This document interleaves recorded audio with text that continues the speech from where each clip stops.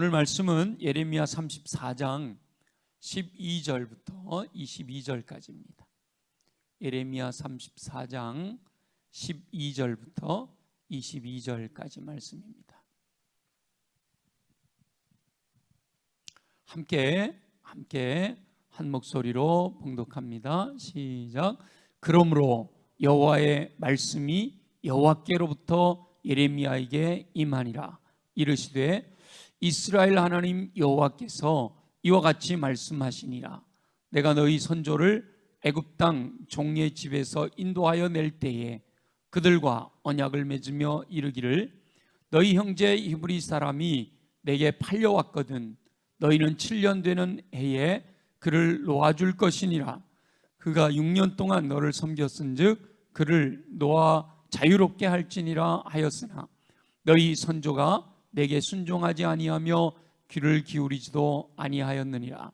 그러나 너희는 이제 돌이켜 내 눈 앞에 바른 일을 행하여 각기 이웃에게 자유를 선포하되 내 이름으로 일컬음을 받는 집에서 내 앞에서 계약을 맺었거늘 너희가 돌이켜 내 이름을 더럽히고 각기 놓아 그들의 마음대로 자유롭게 하였던 노비를 끌어다가 다시 너희에게 복종시켜 너희의 노비로 삼았도다.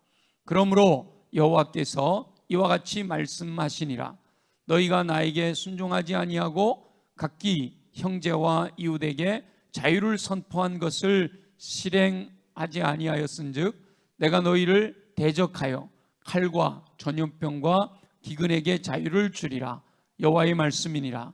내가 너희를 세계 여러 나라 가운데 흩어지게 할 것이며 송아지를 둘로 쪼개고 그 두 조각 사이로 지나매 내 앞에 언약을 맺었으나 그 말을 실행하지 아니하여 내 계약을 어긴 그들을 곧 송아지 두 조각 사이로 지난 유다 고관들과 예루살렘 고관들과 내시들과 제사장들과 이 땅의 모든 백성을 내가 그들의 원수의 손과 그들의 생명을 찾는 자의 손에 넘기리니 그들의 시체가 공중의 새와 땅의 짐승의 먹이가 될 것이며 또 내가 유다의 시드기야 왕과 그의 고관들을 그의 원수의 손과 그의 생명을 찾는 자의 손과 너희에게서 떠나간 바벨론 왕의 군대의 손에 넘기리라. 여호와의 말씀이니라. 보라, 내가 그들에게 명령하여 이 성읍에 다시 오게 하리니 그들이 이 성을 쳐서 빼앗아 불사를 것이라. 내가 유다의 성읍들을 주민이 없어 처참한 황무지가 되게 하리라. 아멘. 아멘. 예레미야서는 선지자 예레미야가 남왕국 유다를 향하여 선포한 하나님의 말씀입니다. 요시야 왕 13년 BC 627년부터 시작해서 BC 586년 예루살렘이 멸망하고 유대인들이 애굽으로 이주하여 정착한 BC 580년경까지의 기록입니다. 마지막 52장은 포로로 끌려갔던 여호야긴이 바벨론 감옥에서 방면된 시기인 BC 562년 이후에 바룩에 의해 기록되었을 것으로 보여집니다. 예레미야는 52장 길대요. 그래서 이 52장의 내용도 분류를 해보면 1장이 서론이고요 52장이 결론입니다. 그리고 2장부터 51장까지의 본론이 나오는데 이 본론도 세 부분으로 나눠질 수가 있는데 일부는 2장에서 25장까지 유다를 향한 예레미야의 심판 경고로 총 12편의 설교로 이루어져 있습니다. 그리고 2부는 26장부터 45장까지로 유다를 향한 예레미야의 전기적 예언입니다. 그리고 이 2부는 크게 5부분으로 다시 나눌 수가 있는데 첫째 부분은 26장입니다. 성전 설교와 그 결과를 기록하고 있고요. 두 번째 부분은 27장에서 29장까지인데 바벨론의 2차 예루살렘 침공에 따르는 하나님의 뜻을 선포합니다. 세 번째 부분은 30장에서 33장까지로 위로의 책이라고 불리는데 이스라엘의 회복과 영광스러운 메시아 왕국의 도래에 대하여 예언하고 있습니다. 그리고 네 번째 부분 34장부터 44장 오늘 본문이 포함되어 있는 이 내용은 예루살렘 함락 전후에 예레미야의 사역이 무엇이었는지 기록하고 있습니다. 그리고 다섯 번째 부분 45장은 예레미야의 동역자이며 충실한 비서로 본서의 대필자인 바룩을 향한 축복의 메시지가 기록이 되어 있고요. 3부 46장부터 51장까지는 열방을 향한 심판의 예언이 기록이 되어 있습니다. 그리고 52장이 결론으로 역사적 부록이라고 할 수가 있죠. 자, 그래서 오늘 본문은 본론 제2부 중에 네 번째에 해당하는 부분으로 34장 오늘 본문부터 44장까지 예루살렘 함락 전후에 예레미야의 사역을 기록하고 있습니다. 물론 이것이 전기적 기록이긴 하지만 반드시 시간적인 흐름을 따라 기록된 것은 아닌 것이 분명해요. 왜냐하면 오늘 34장의 시드기야 왕 때의 이야기인데 우리 35장 36장으로 넘어가 보면 시드기야 왕보다 먼저 왕이었던 여호야김 왕 때의 이야기가 기록되어 있는 것을 알 수 있어요. 그래서 이렇게 예루살렘 함락 전후의 사건들을 기록하고 있지만 시간의 흐름을 따라 기록하고 있는 것은 아니다라는 거예요. 그래서 예레미야서가 52장으로 길기도 하지만 그래서 한 번에 읽기도 어렵고 한 번에 처음부터 끝까지 읽어도 이게 어떻게 흘러가는지를 잘 모를 수도 있는데 확실하게 시간이나 논리적인 어떤 흐름이나 순서를 가지고 기록된 것이 아니기 때문에 읽을 때 더 어렵게 읽혀지기도 한다라는 거예요. 그래서 예레미야서를 묵상할 때는 이 본문의 시대적인 배경이 어떠한가 그리고 전체적인 논리적인 흐름도 찾아보는 수고를 할 때 그 본문을 통해 말씀하시는 더 풍성한 하나님의 음성을 듣게 됩니다. 예레미야는 50년 동안을 사역을 하게 되는데요. 이 50년 동안 사역할 때에 그야말로 남왕국 유다의 마지막 멸망의 순간들을 온몸으로 경험합니다. 1차 바벨론이 침공했던 때가 BC 605년인데 이때가 다니엘이 포로로 끌려간 때입니다. 그리고 2차 침공이 BC 597년인데 이때 에스겔과 여호야긴 왕이 포로로 끌려갈 때였지요. 그리고 BC 586년이 완전히 성전이 파괴되고 예루살렘 성이 무너지고 완전히 멸망을 한 때가 BC 586년인데요.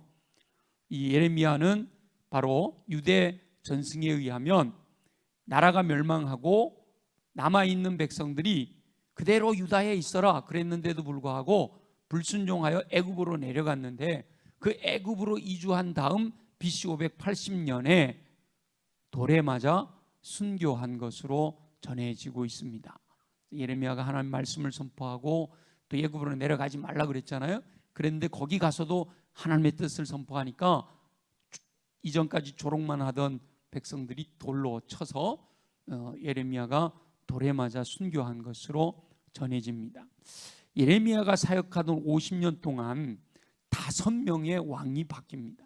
5명의 왕이 바뀌는데 첫 번째 왕은 소명 받을 때의 왕이었던 요시야입니다. 요시야 왕 13년 되던 해에 그래서 BC 627년에 소명을 받게 됩니다.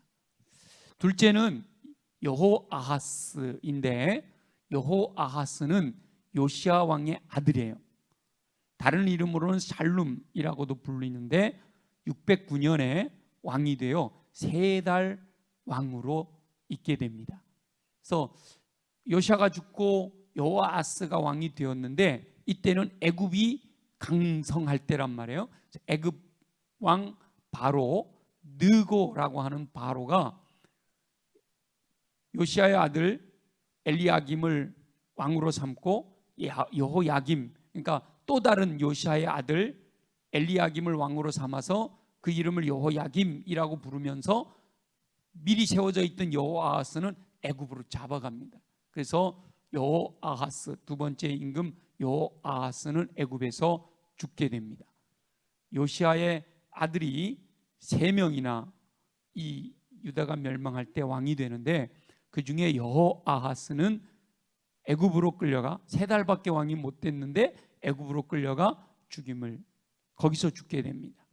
그리고 이제 3번째 왕이 또 다른 요시아의 아들 여호야김입니다. 여호야김, 그러니까 요시야, 여호아하스, 여호야김. 여호야김도 원래 이름은 엘리아김인데요, 애굽 왕 바로가 그 느고가 이름을 바꿔서 여호야김이라고 해라 이렇게 불러서 여호야김이 된 거죠. 이 여호야김은 예루살렘에서 609년부터 598년까지 11년 동안 왕으로 섬깁니다. 4번째 임금이 여호야긴입니다. 이 여호야긴은 여호야김의 아들이에요. 그러니까 요시아 왕의 아들인 여호야김이 왕이 되었다가 죽으니까 그 다음 여호야긴 아들이 왕이 된 거죠. 그러니까 여호야긴이 유일하게 요시아의 손자입니다. 근데 이 여호야긴도요, BC 597년에 3달 열흘 동안만 왕이 됩니다.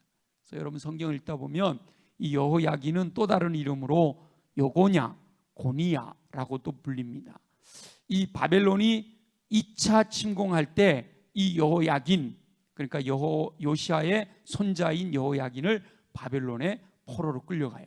이때 이제 에스겔도 2차 포로 될 때 같이 포로로 끌려가는 거죠. 그 다음에 5번째 왕이 오늘 본문에 나오는 마지막 왕 시드기야입니다. 시드기야의 본명은 또 맏다니아예요. 맏다니아. 이 시드기야는 요시아 왕의 아들이에요. 그러니까 여호야긴 왕의 삼촌이죠.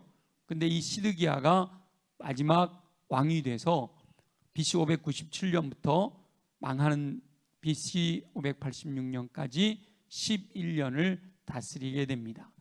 이 마지막 멸망의 때에 유다 왕이 되는 거죠. 눈이 성한 동안에 아들들을 다 목배임 당하는 걸 눈으로 보고 눈이 뽑힌 상태로 바벨론의 포로로 끌려가는 정말 비운의 비극을 경험하는 왕이 시드기야 왕이에요. 그러니까 예레미야는 BC 627년부터 BC 580년까지 50여 년을 5명의 왕을 섬기면서 이렇게 요시야, 여호아하스, 여호야김, 여호야긴, 시드기야 이렇게 5명의 왕을 섬기면서 1차 포로, 2차 포로, 3차로 마지막 멸망당하는 이때까지 이 남왕국 유다의 멸망하는 역사를 온몸으로 고스란히 겪으면서 하나님의 말씀을 선포하는 선지자였던 것이죠. 오늘 우리가 읽은 34장은요 시드기야 왕 때의 이야기입니다. 마지막 왕 시드기야 왕 때 예레미야 선지자가 예루살렘 성이 바벨론에게 넘겨질 것이다 라고 예언을 합니다. 예레미야는 계속해서 돌이키지 않으면, 하나님께로 돌아오지 않으면 하나님께서 심판하신다, 하나님께서 계속해서 경고하심을 선포하잖아요. 결국은 이제 BC 586년 바벨론이 예루살렘까지 쳐들어와서 예루살렘 성을 포위하고 있는 거예요. 바벨론 왕 느부갓네살이 예루살렘 성을 포위하고 위협하고 있는 겁니다. 지금은 뭐 포탄이 날아가고 뭐 비행기가 날아가면서 폭탄을 투하하고 그러니까 전쟁이 그렇게 오래 가지 않잖아요. 근데 이때 고대의 전쟁은 성문 딱 걸어 잠그고 안에서 그냥 버티고 있으면 밖에서 성을 무너뜨려서 이렇게 전쟁에서 쉽게 이기질 못해요. 심하게는 몇 년씩 포위하고 있어야 되는 그런 공성전을 하거든요. 공격하는 쪽에서는 공성전을 하고 성 안에서는 수성전을 하고 그러면서 시간이 오래 가는 거예요. 그래서 바벨론 왕 느부갓네살도 예루살렘 성을 포위하고 위협하고 있는 이때예요. 그때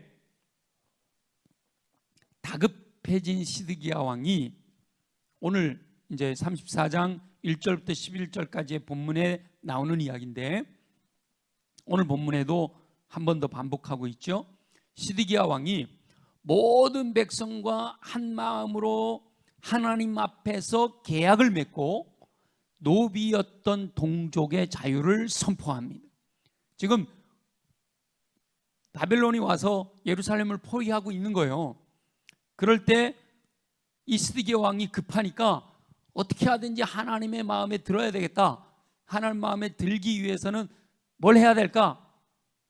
오늘 새벽에 우리 이재동 목사님 설교를 통해서도 여러분 들으셨지만 여러 가지 의도를 가지고 행한 것이 뭐였냐면 동족 이스라엘 동족인 노예들을 해방시켜주는 일을 하는 겁니다. 하나님께서 동족 이스라엘은 노예로 삼지 말아라 라고 말씀하셨어요, 신명기에서. 근데 어쩔 수 없이 경제적인 문제라든지 여러 가지 이유로 인해서 어쩔 수 없이 노예가 되었더라도 7년째 안식년이 돌아오면 자유하게 해야 된다, 이렇게 말씀하셨죠. 땅을 사게 되었을 때는 희년 50년째에 돌려보내도록 이렇게 명령하셨는데, 동족 이스라엘이 노예가 되었을 때는 7년째 안식년이 돌아오면 자유롭게 해야 된다라고 말씀하셨는데 그것을 지금까지 안 지켰단 말이죠. 그런데 예루살렘 성의 위기 순간에 왕을 비롯한 고관들과 백성들이 하나님 앞에서 계약을 체결하고 동족 노비들을 해방시킵니다. 해방시키는 이유는 여러분 들으셨죠? 경제적인 이유도 있고 군사적인 이유도 있고 이런 영적인 이유도 있는데, 어쨌든 그 위기의 순간에 동족 노비들을 해방시켜요. 그런데 막 포위하고 있으니까 어떻게 하든 이 위기를 극복하자라고 해서 노비를 해방시켰는데, 잠깐 느부갓네살 왕, 이 바벨론 군대가 포위를 잠깐 풀었대요. 그 상황에서 포위를 잠깐 풀어놓으니까 상황이 바뀌었잖아요. 그 성 안에 있던 이 스디기야 왕과 백성들이 상황이 바뀌니까 뜻을 바꾸어서 자유를 주었던 노비를 끌어다가 복종시켜 다시 노비로 삼았다는 거예요. 그게 이제 우리 11절 바로 앞에 있었던 내용이죠. 11절 함께 읽어볼까요? 11절 시작. 후에 그들의 뜻이 변하여 자유를 주었던 노비를 끌어다가 복종시켜 다시 노비로 삼았다라고 되어 있죠. 오늘 본문에도 또 나와요. 16절에 또 나오는 이야기입니다. 급할 때는, 위기 순간 급할 때는 말씀대로 순종하는 것처럼 보였지만 결국은 진실로 하나님의 말씀에 순종하려는 의도와 동기가 있었던 것은 아니라는 거예요. 이 유다 백성들을 보니까 우리 이야기하고 있는 것 같죠, 그죠? 막 위기의 순간, 막 힘들고 어려울 때는 주여 주님밖에 없습니다. 막 그러다가 조금 더 안정이 된 것 같으면 또 내 마음대로 하는. 우리나라 속담에 그런 말 있잖아요. 화장실 갈 때 마음이 다르고 올 때 마음이 다르다고. 시드기야 왕과 고관들과 백성들이 하나님 말씀대로 순종하여 동족 노비들을 해방시키는 것처럼 보였던 것은 당장 위기를 모면하려는 처방에 불과했던 거라는 거죠. 그래서 오늘 본문에 12절 그러므로 이렇게 시작하잖아요. 오늘 본문에 보면 그러므로 여호와의 말씀이 예레미야에게 임하였습니다. 그 그러므로가 바로 이 앞에 제가 지금 설명해 드린 위기의 순간에 말씀대로 하겠다고 노비들을 해방시켰는데 상황이 바뀌니까 다시 노비들을 갖고 왔다. 그러므로 여호와의 말씀이 예레미야에게 임하신 거예요. 하나님께서 예레미야를 통하여 다시 한번 동족이 노예가 될 때 7년 안식년에는 자유롭게 해야 할 것에 대한 말씀, 신명기 15장의 말씀을 다시 한번 설명하게 하시는 거죠. 상기시켜 주시는 거예요. 그런데 이스라엘 선조들은 하나님의 말씀에 순종하지도 않고 귀를 기울이지도 않았다는 거예요. 자, 우리 14절을 한번 보겠습니다. 시작. 너희 형제 히브리 사람이 내게 팔려왔거든 너희는 7년 되는 해에 그들을 놓아줄 것이니라. 그가 6년 동안 너를 섬겼은즉 그를 놓아 자유롭게 할지니라 하였으나, 여기가 그 다음이 중요한 거예요. 너희 선조가 내게 순종하지 않았고 귀를 기울이지도 아니하였느니라. 아멘. 이 선조들이 하나님의 말씀에 순종하지도 않고 귀를 기울이지도 않은, 물론 노예를 해방시켜주는 이 문제뿐만 아니라 모든 하나님의 율법, 하나님이 말씀하신 계명, 하나님의 뜻대로 순종하지도 않고 하나님의 뜻에 귀를 기울이지도 않았다. 이것이 결국은 쌓이고 쌓여서 하나님의 진노로 인해 유다는 멸망을 목전에 두고 있게 된 것이죠. 위기의 순간에 유다 백성들이 하나님의 눈 앞에 바른 일을 행하고자 해서 이웃에게 자유를 선포하되 하나님의 이름으로 일컬음을 받는 집에서 하나님 앞에서 계약을 맺습니다. 자, 그것이 바로 15절이죠. 15절 같이 읽어볼까요? 시작. 그러나 너희는 이제 돌이켜 내 눈앞에 바른 일을 행하여 각기 이웃에게 자유를 선포하되 내 이름으로 일컬음을 받는 집에서 내 앞에서 계약을 맺었다는 거예요. 자, 그래서 1절부터 11절까지 나와 있던 노예를 해방하게 될 때 어떻게 해방했느냐? 중요한 것은 하나님의 눈앞에 바른 일을 행하고자 해서 하나님의 이름으로 일컬음을 받는 집에서 하나님 앞에서 계약을 맺었다는 거예요. 근데 그 계약을 맺은 것이 중동 지방의, 고대 근동 지방의 계약 맞는 방법대로 소를 잡아서 반을 잘라놓고 그 사이를 지나감으로 계약을 맺었다. 그 다음에 나오는 이야기가 18절에 나오는 이야기를 보면 그렇게 되어 있습니다. 그런데 그렇게 계약을 맺어놓고 다시 돌이켜요. 16절을 볼까요? 같이 읽어봅니다. 시작. 너희가 돌이켜 내 이름을 더럽히고 각기 너와 그들의 마음대로 자유롭게 하였던 노비를 끌어나가 다시 너희에게 복종시켜 너희의 노비로 삼았도다. 성경에서요, 돌이켜라는 말은 굉장히 좋은 말입니다. 대부분 성경에는 돌이켜 그러면 죄 가운데 있다가 돌이켜서 주님께로 오라고 이러는 말씀이 많은데, 여기 16절의 돌이켜는요 거꾸로 하나님 말씀대로 순종하느라고 했는데 거기서 다시 돌이키는 거예요. 180도 돌이켰다가 다시 180도 돌아와 제자리로 돌아와 버린 거죠. 그걸 말씀하고 있는 거예요. 그래서 또다시 하나님이 그러므로 17절 그죠? 그러므로 하나님께서 다시 말씀하시는 거예요. 백성들이 하나님께 순종하지 않고 각기 형제와 이웃에게 자유를 선포한 것을 실행하지 않았기 때문에, 자, 하나님의 말씀대로 노비를 자유롭게 해야 되는데 그 자유롭게 하지 않고 다시 끌고 들어들었잖아요. 그랬기 때문에 하나님께서 칼과 전염병과 기근을 풀어놓았다. 자유롭게 했다. 이렇게 표현하고 있죠. 칼과 전염병과 기근에게 자유를 주리라. 이게 무슨 말이냐? 칼과 전염병과 기근을 풀어놨다는 거예요. 하나님께서 그들을 그 칼과 전염병과 기근이 유다 백성들을 마음껏 유린하도록 내버려 두셨다. 이런 의미가 되는 겁니다. 순종하지 않고 실행하지 않는 백성들은 칼과 전염병과 기근에 죽임을 당하게 되고 겨우 남아있는 백성들조차도 세계 여러 나라 가운데 흩어지게 된다. 그렇게 말씀하시는 거예요. 그게 바로 17절입니다. 그런데 이 왕을 비롯한 고관들과 백성들이 하나님 앞에서 계약을 체결할 때 고대 근동 지방의 방법을 따랐다는 거죠. 생명을 담보로 계약을 지킬 것을 언약하는 방법입니다. 지금 우리는 뭔가 계약하면 도장 찍거나 사인하잖아요. 공증하거나. 근데 고대 근동 지방에서는 계약을 할 때 짐승을 잡아서 반을 갈라놓고 그 사이를 지나가면서 서로가 그 사이를 지나가는 것이 그게 계약이에요. 하나님 앞에서 여호와의 전에서 하나님 앞에 바르게 행하겠다라는 의도를 가지고 송아지를 갈라놓고 지나갔다. 그 말은 뭔가 하면 내 생명이 주께 있습니다. 이런 생명을 담보로 하는 거죠.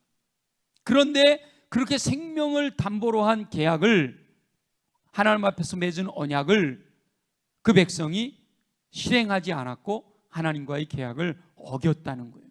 그래서 하나님께서는 계약의 내용대로 계약을 어긴 백성들의 생명을 담보하는 것이죠.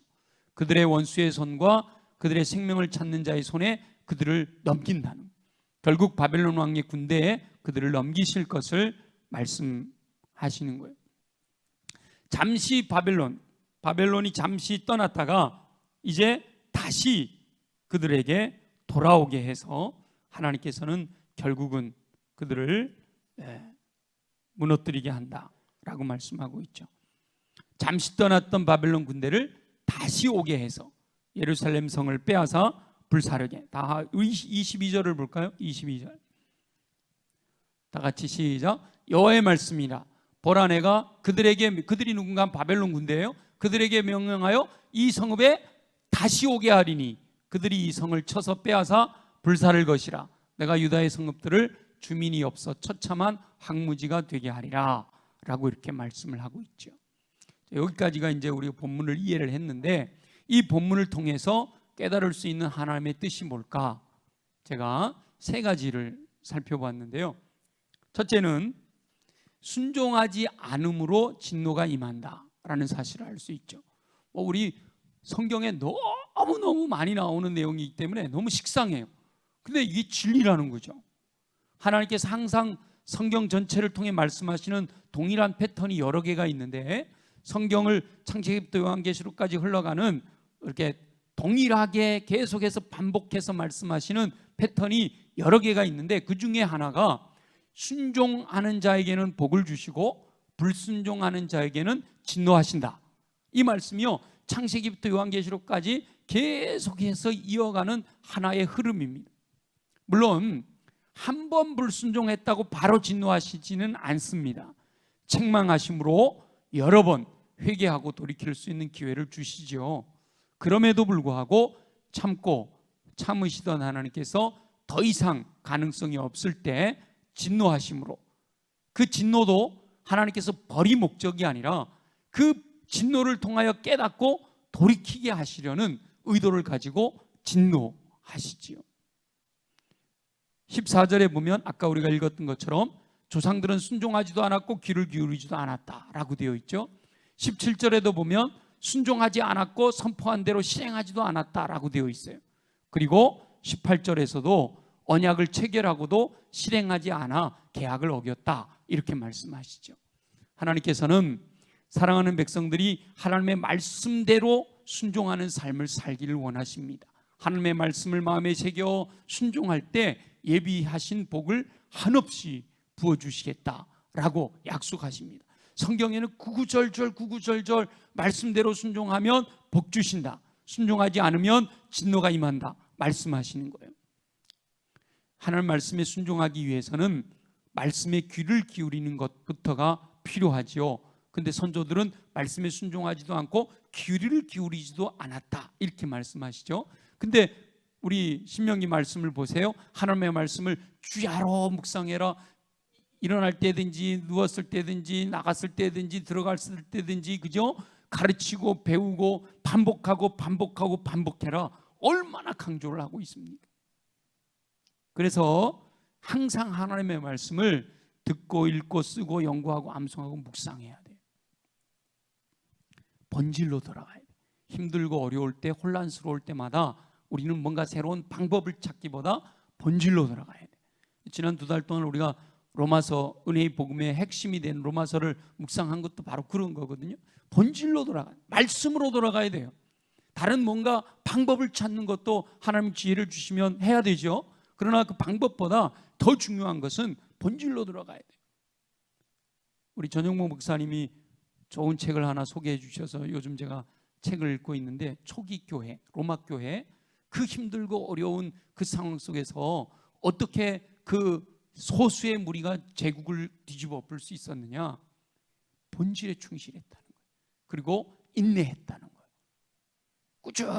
꾸준히 인내함으로 말씀에, 여러분 말씀을 듣고 읽고 쓰고 연구하고 암송하고 묵상하는 게요, 꾸준히 하는 거 인내심이 없이는 어렵습니다.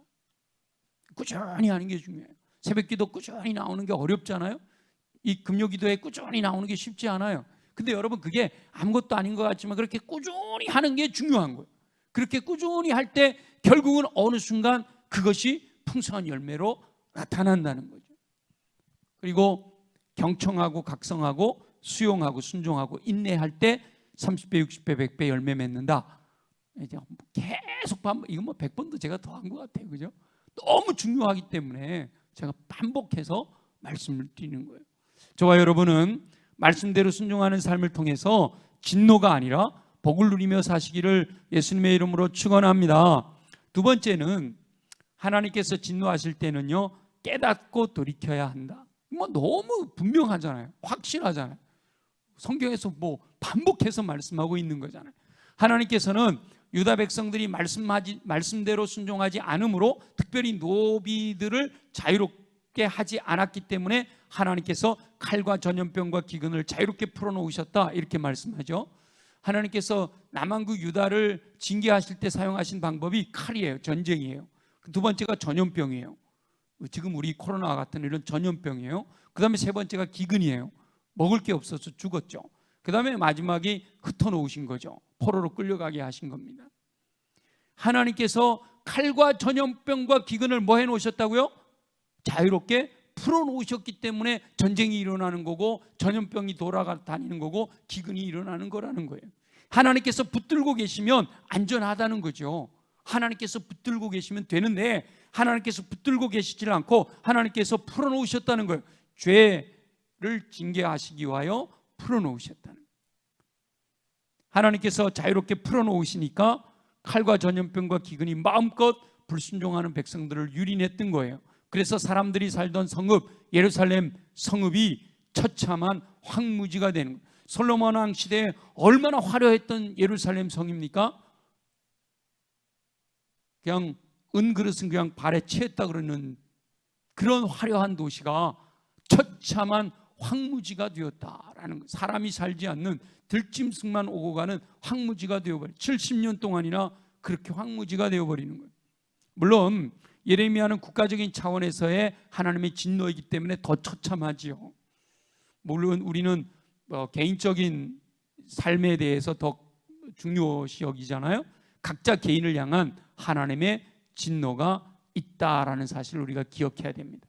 그래서 개인적으로나 가정적으로나 아니면 이렇게 공동체적으로나 심지어는 국가적으로 지금같이 전 세계적으로 이런 어려운 일을 당할 때 제일 먼저 우리가 딱 떠올려야 되는, 믿는 이들이 제일 먼저 떠올려야 되는 것은 하나님의 뜻을 따라 순종하지 못한 것은 없는가, 그것부터 살펴야 되는 거예요. 1차적으로 하나님의 뜻대로 말씀대로 순종하면 하나님의 복 주신다 그랬는데, 내가 이런 환난을 당하고 어려움을 당하고 고통을 당하는 것은 뭔가 나는 열심히 한다고 했고 나는 주님의 뜻대로 순종한다고 했는데 하나님이 보시기에는 하나님의 뜻에서 벗어난 뭔가가 없는가 하고 철저하게 말씀을 기준으로 나를 살펴볼 수 있어야 된다는 거죠.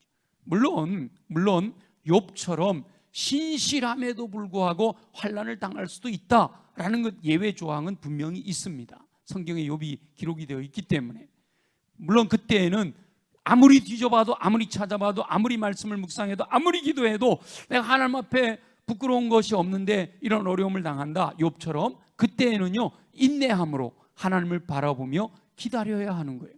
억울한 일을 당할 수도 있기 때문에. 그렇다고 해서 그때 내 믿음을 포기하는 것이 아니라 그럴수록 더 말씀 속에 들어가 더 말씀대로 신실하게 인내함으로 하나님을 바라보며 기다려야 되는 거예요. 그런데 대부분의 환난은 불순종으로 인한 경우가 많다라는 것이죠.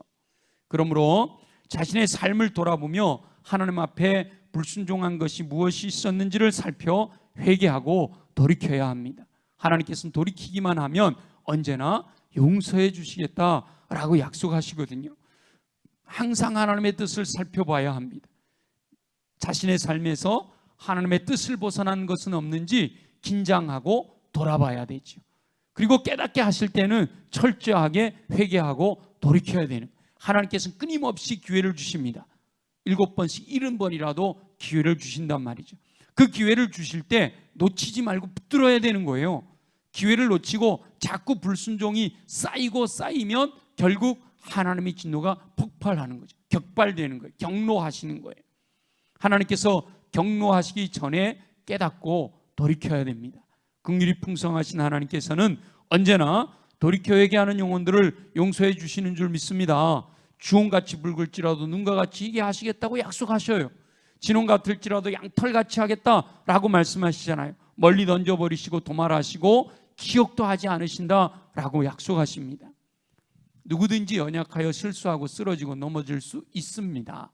육신을 입고 있는 인간이기 때문에 하나님의 말씀에 불순종하는 삶을 살 수 있다는 것이죠. 그러나 깨닫게 하시면 돌이켜야 되는 거예요. 하나님께서 깨닫게 하심에도 불구하고 돌이키지 않으시면 경로하신단 말이죠. 하나님은 사랑이시지만 죄를 벌하시는 공의로운 하나님이십니다.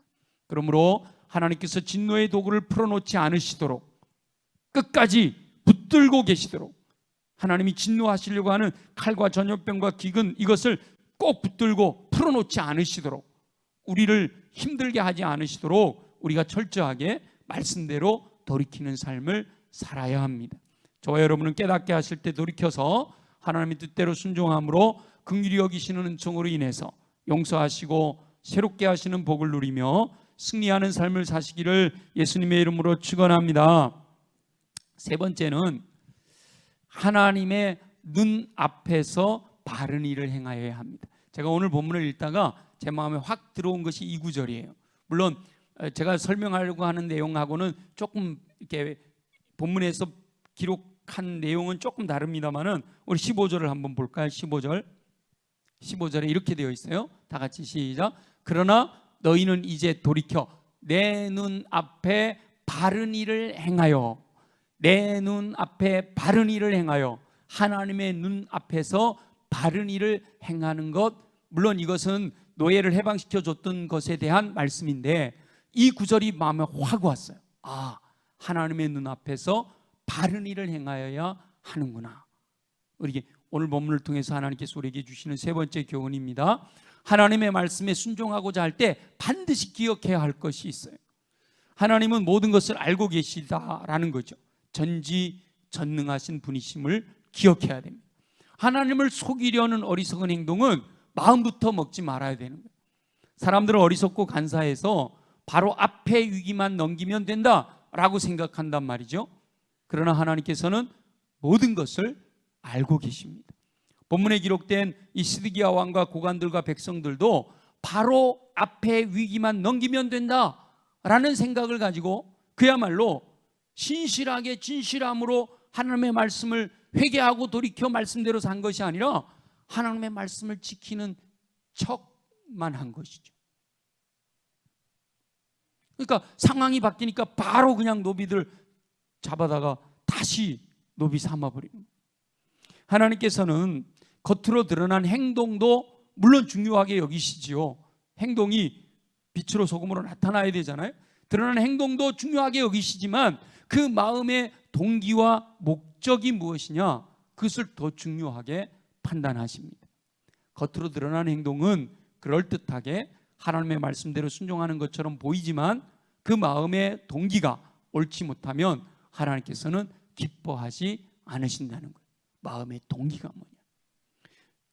신앙생활하는 모든 것에 해당되는 거예요. 이 모든 것은 내가 어떤 동기에서 예배를 드리느냐, 내가 어떤 동기에서 봉사하느냐, 내가 어떤 동기를 가지고 그리스도 안에 교제를 나누느냐, 심지어는 어떤 동기를 가지고 복음을 전하느냐, 어떤 동기를 가지고 주께 충성하고 헌신하느냐.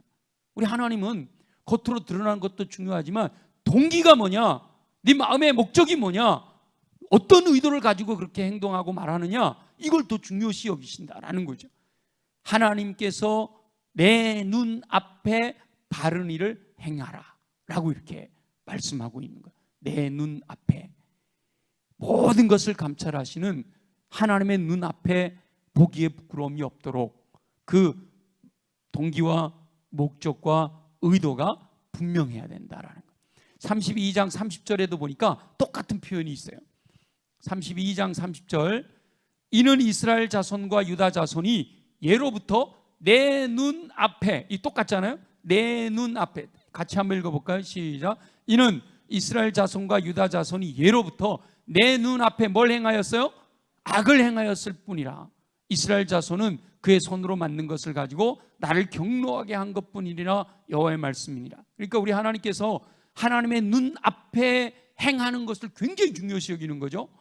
지금 선조들, 이스라엘의 예로부터 선조들은 뭘 행하였다고요? 악을 행하였단 말이에요. 하나님이 우리에게 요구하는 걸 뭘 행하라고요? 바른 일을 행하라는 거예요. 바른 일이 뭐예요? 말씀대로 순종하는 거잖아요. 바른 일을 행하는 게 말씀대로 순종하는 건데 척하는 게 아니라 진실로, 신실함으로, 부끄럽지 않도록 해라라는 거예요. 전에는 여호와의 눈 앞에서 악을 행하였다면 이제는 여호와의 눈 앞에서 바른 일을 행하기를 원하신다라는 거죠. 모든 그리스도인은 전능하신 하나님의 눈 앞에서 살아야 합니다. 제가 말씀을 묵상하다가 이 말씀이 내 눈 앞에 바른 일을 행하여, 이게 확 마음에 왔어요. 그래서 마침 이제 내일 아침 본문이잖아요. 이 본문을 우리 금요기도회 때 함께 나누면 좋겠다 해서 내 눈 앞에, 하나님의 눈 앞에 바르게 행하라, 이렇게 제목을 잡은 것이죠.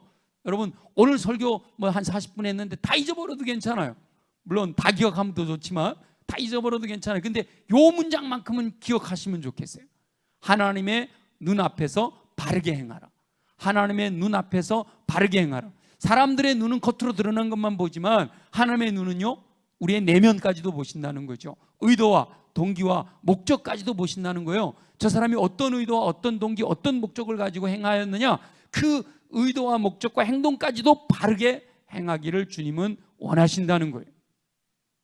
모든 그리스도인은 전능하신 하나님의 눈 앞에서 살아야 합니다. 그래서 이걸 뭐 코람데오라고도 하잖아요, 그죠? 하나님 앞에서, 우리 늘 하나님 앞에서 살아야 돼요. 하나님께서 불꽃 같은 눈으로 지켜보고 계심을 잊지 말고 살아야 합니다. 겉으로 드러난 것만이 아니라 숨겨진 것, 심지어 깊은 마음까지도 감찰하신다라는 사실을 잊지 말고 신실함으로 바른 일을 행하여야 한다라는 거예요. 열심히 충성하는 많은 그리스도인들이 빠질 수 있는 오류 중에 하나가 이 하나님의 눈 앞에 바르게 행하지 못하는 것들이 있을 수 있어요.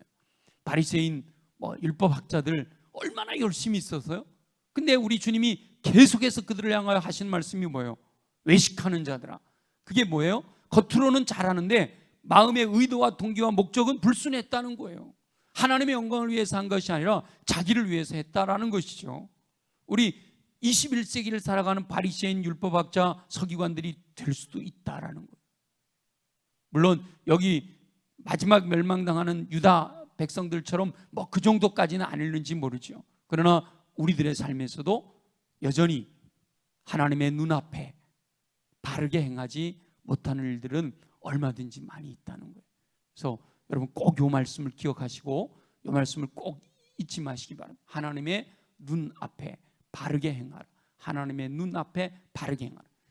하나님의 눈 앞에, 본문 표현대로 내 눈 앞에 라고 하는 거 꼭 잊지 마시고, 불꽃 같은 눈으로, 하나님의 눈은 불꽃 같은 눈으로 나를 보고 계신다. 아무도 없을 때도 주님은 나를 보고 계시고 겉으로 드러난 행동만 아니라 내 마음 내면까지도 보고 계시다. 이거 잊지 않고 살면요, 정말 하나님 말씀대로 신실하게 살아갈 수가 있습니다. 하나님께서는 순종하지 않으실 때 진노하십니다. 하나님께서 진노하실 때 깨닫고 돌이켜 회개해야지요. 회개하되 하나님의 눈 앞에서 바른 일을 행하여야 합니다. 저와 여러분은 하나님의 눈 앞에서 부끄러울 것이 없도록 말씀에 순종하는 삶을 통해 진노가 아니라 허락하시는 복을 누리며 사시기를 예수님의 이름으로 축원합니다.